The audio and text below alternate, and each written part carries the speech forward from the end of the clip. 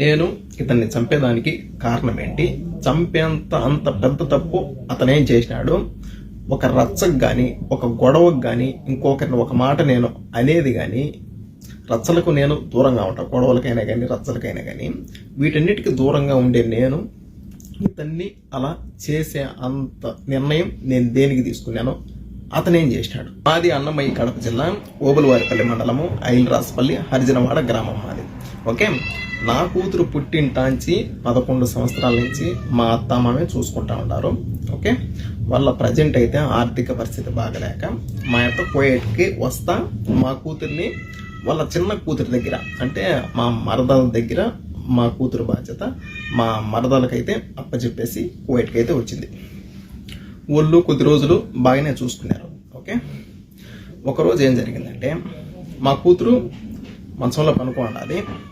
ఈ మనిషి అన్నమాట, ఈ మనిషి ఏం చేశాడంటే మా కూతురు నిద్రమత్తులో ఉంది కదా అని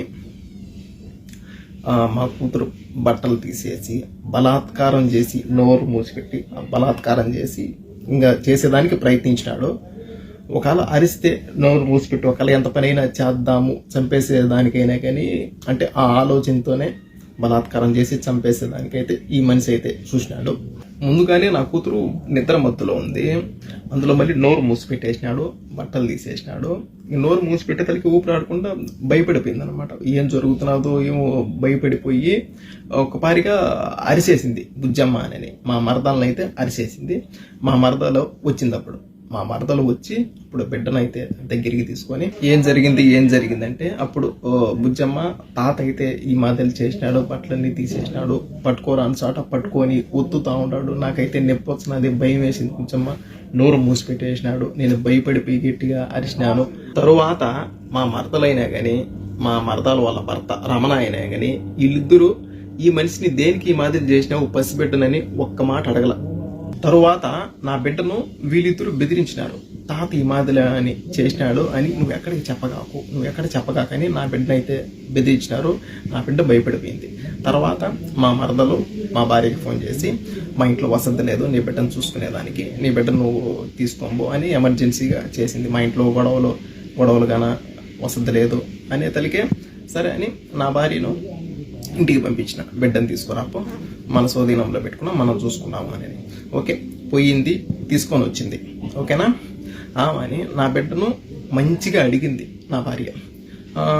అసలు ఏం జరిగింది, వాళ్ళు ఏమన్నా కొట్లాడుకున్నారా, ఇన్ని రోజులు బాగానే చూసుకుంటా ఉన్నారు కదా, సడన్గా దేనికి ఈ మాదిరి ఏంది, నేను ఊరికి చెప్పనులే, భయపడగాకు, అసలు ఏం జరిగింది, వాళ్ళ కాళ్ళకి ఏమన్నా రచ్చలా అని నా భార్య చిన్నగా అడగడం వల్ల నా కూతురు చెప్పేసింది, అమ్మ నేను నిద్రమత్తులో ఉన్నాను, తాత బట్టలన్నీ తీసేసినాడు, ఇక్కడ పట్టుకొని చెస్ట్ దగ్గర ఉత్తినాడమ్మా, ఇంకా చెప్పరాని ప్లేస్లో పట్టుకొని గట్టిగా ఉత్తినాడమ్మా, అరుచు అని ఇట్లా మూత పెట్టేసినాడు, చేతితో మూతేసినాడు, నాకు భయం వేసిందమ్మా, ఈ మాదిరి చేసినాను, తర్వాత బుజ్జమ్మకి చెప్పినాను అని అప్పుడు చెప్పింది నా కూతురు.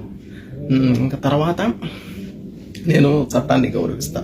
ఓకే, మనము డైరెక్ట్గా ఇలా అని వెళ్ళకూడదు, వాళ్ళ పైకి రచ్చకి వెళ్ళకూడదు, మనము చట్టపరంగా వెళ్దాం.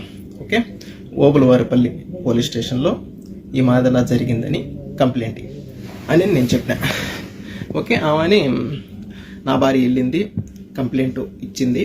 తర్వాత వాళ్ళని పిలిపించినారు. వాళ్ళని పిలిపించి ఈ మాదిరిలా జరిగిన దానికి వాళ్ళను ఒక్క దెబ్బ కూడా కొట్ల, ఏదో 2 మాటలు తిట్టి ఆమెని అక్కడి నుంచి ఇంకా మీ జోలికి మీ బిడ్డ జోలికి ఇంకా వాళ్ళు రారు అని పంపించేసినారు. ఎవరిని వల్ల ఆడ పంపించేసినారు. ఓకే, ఆమెని ఆ రోజు ఇంటికి వచ్చిన తర్వాత మరుస రోజు నా భార్య కోయేటికి రావాలి మళ్ళీ రిటర్న్. ఓకేనా, ఆ రోజు నైట్ ఏం జరిగిందంటే, ఇది ఒక ఆడబిడ్డ పరువు అనమాట, ఇది ఒక ఆడబిడ్డ మానానికి సంబంధించిన వీడియో, బయట పెట్టుకోకూడదు కానీ పరిస్థితి వచ్చింది. ఓకేనా, బయట పెట్టుకునే పరిస్థితి వచ్చింది.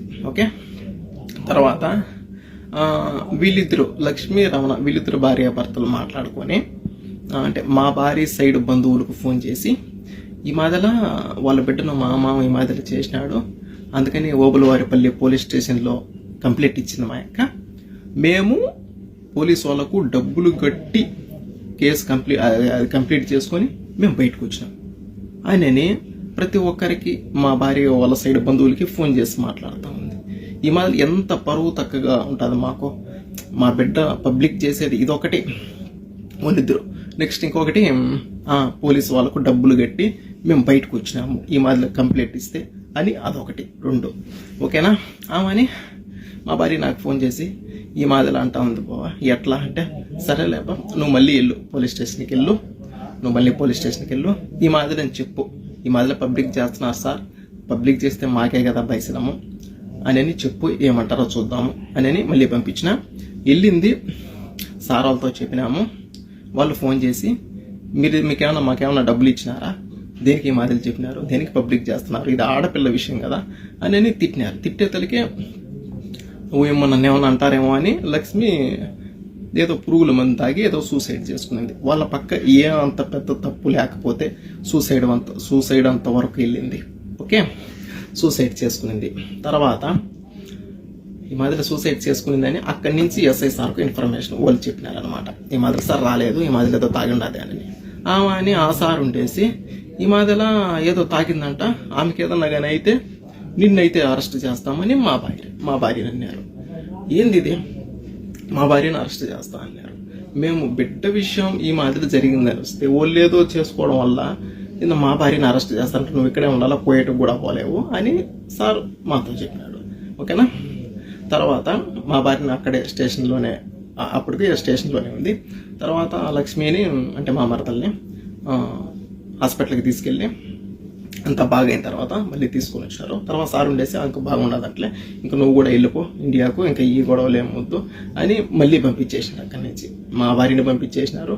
ఓకే ఆడికి వద్దు అని పంపించేసినారు. నా భార్య నా బిడ్డకు జరిగిందని పోలీస్ స్టేషన్కి వెళ్తే ఈ మాదిరి అసలు వాళ్ళు ఏం పట్టించుకోవాలా.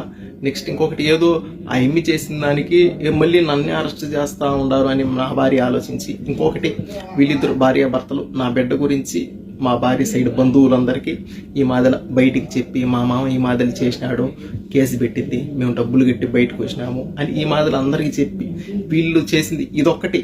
ఇంకా వీళ్ళు పోలీసు వాళ్ళు ఈ మాదిరి అసలు పట్టించుకోవాలా. ఈ మాదిరి ఆడబిడ్డకు జరిగిందంటే ఈ మాదిరి పట్టించుకోవాలా. ఈ 2 ఆలోచించి ఎవరు సపోర్ట్ చేయలేదు. నా బిడ్డకు ఈ మాదిరి జరిగితే ఎవరు సపోర్ట్ చేయలేదు అని ఆలోచించి నా భార్య సూసైడ్ చేసుకునింది. ఏదో తాగింది. తర్వాత మేము కూడా హాస్పిటల్కి తీసుకెళ్ళి ఎలాగాలో ఎంత కక్కించుకొని చిన్నంగా ఎలాగాలో బయటికి నేను తెచ్చుకున్నా.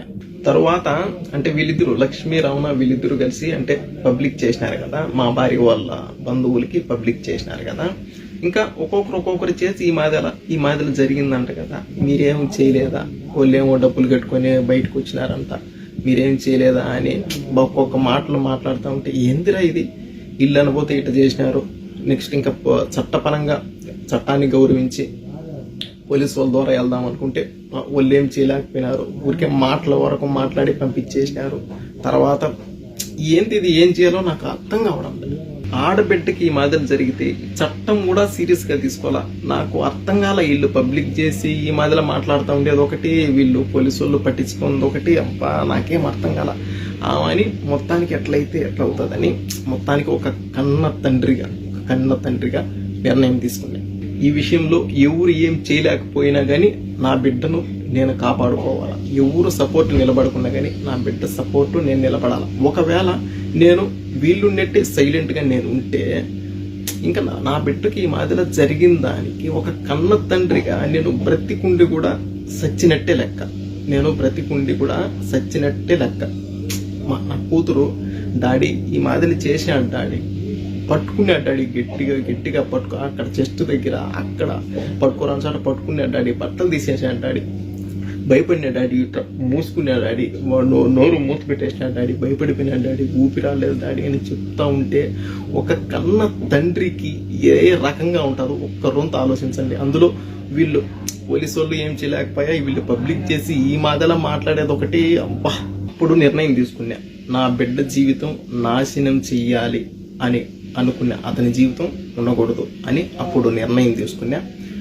ఎవరికి తెలియదు నేను ఇండియాకు వస్తా ఉన్నట్టు, ఎవరికి తెలియదు. మా కోయటలతో మాట్లాడుకొని ఒక 4 రోజులు సెలవు కావాలని చెప్పి పాస్పోర్ట్ తీసుకొని 2 టికెట్లు నేనే కొనుక్కొని మా భార్యకి కూడా నేను ఎడార్లేకి జాకూర్కి వెళ్తున్నాను అని చెప్పి నేను ఇండియాకు వచ్చిన కువైట్ నుంచి ఇండియాకు వచ్చి నేను చేసే పని అతన్ని నేను చేసి తర్వాత మళ్ళీ నేను కువైట్కి వచ్చిన. ఒక్కటి ఆలోచించండి, నేను చేసింది ఓకే తప్పే, కానీ దేనికి చేయాల్సి వచ్చింది? ఎవరు దీన్ని పట్టించుకోకపోవడం వల్ల నేను ఈ నిర్ణయము తీసుకోవాల్సి వచ్చింది. నేను ఒక రచ్చకు పోను, ఒక గొడవలకు పోను, ఎవరిని ఒక మాట తప్పుగా నేను అన్ను. అలాంటిది ఇంత నిర్ణయం దేనికి తీసుకున్నాను? అంతవరకు పరిస్థితి వచ్చింది, ఇంతవరకు తీసుకొని వచ్చినారు. ఇతనిని చంపిన విషయంలో నా సైడ్ బంధువులకు కానీ మా భార్య సైడ్ బంధువులకు కానీ ఎవరికి ఏ సంబంధం లేదు.